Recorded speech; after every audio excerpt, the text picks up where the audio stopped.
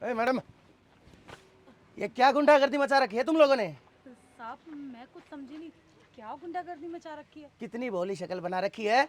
Bank वाले आ जाते हैं, जब तुमने लोन लिया तो टाइम से उसकी ईएमआई देते क्यों नहीं तुम? साहब दे देंगे ना, कोई भागे थोड़ी जा रहे हैं हम। तो भागे नहीं जा रहे तो दे भी तो नहीं रहे।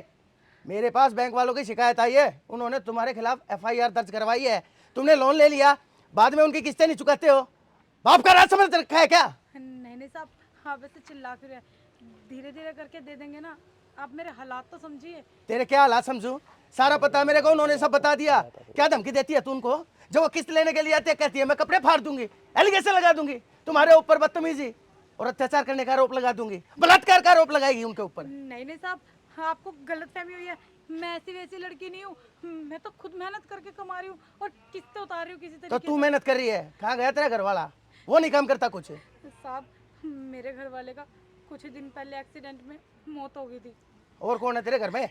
एक सास है, वो बेचारी अपाहिज है, और ससुर तो मेरे है नहीं, और एक छोटा देवर है बस। वो कहाँ है? वो क्या करता है? वो बाहर गया किसी काम से। क्या हुआ भाभी, ये कौन है?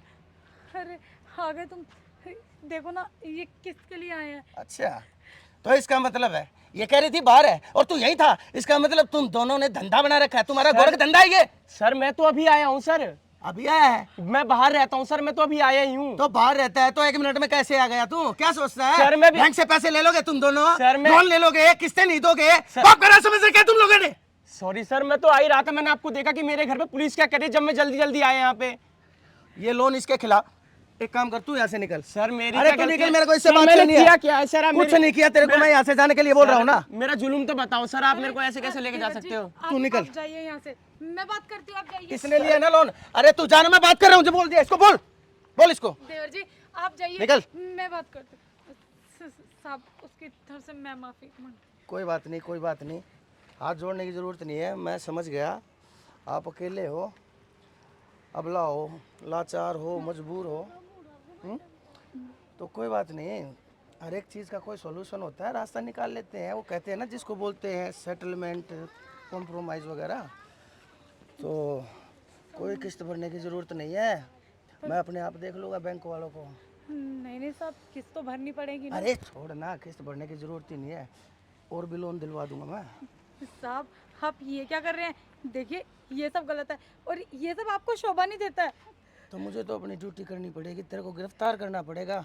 अगर अरेस्ट नहीं होना है तो मेरी बात माननी पड़ेगी, मेरी बात मान ले, किसी को कुछ पता भी नहीं चलेगा। लोन भी देने की, तेरे को किस्तें भी देने की ज़रूरत नहीं, और तेरे को और भी लोन दिलवा दूंगा। तो बस एक बार मेरी बात मान ले, समझ गई? साहब हटिए पीछे, मैं ऐसी वैसी लड़की नहीं हूँ, और ना ही मैं ये सब करूँगी। बेशक आपको गिरफ्तार करना है ना, बेशक कर लीजिए। एक बार में क्या होता है? सिर्फ एक बार, किसी को पता भी नहीं चलेगा, कानों कान पता नहीं चल। अरे मैं भी भूल जाऊंगा, तू भी भूल जाना। नहीं साहब, ये सब गलत है, और आपको तो शर्म आनी चाहिए। आप एक औरत के साथ ये सब करें? अरे कम से कम अपनी वर्दी की तो थोड़ी बहुत शर्म करो। ये काम नहीं करोगे तुम? नहीं साहब, बिल्कुल भी नहीं, किसी भी कीमत पर? किसी भी कीमत पे नहीं। और रही सर किसकी बात, तो मैं मेहनत कर रही हूँ अपने बस पति। चुप, मैं समझ गया। देखो वहाँ सामने, देखो वो सारे के सारे वो बैंक वाले खड़े हैं, ठीक है?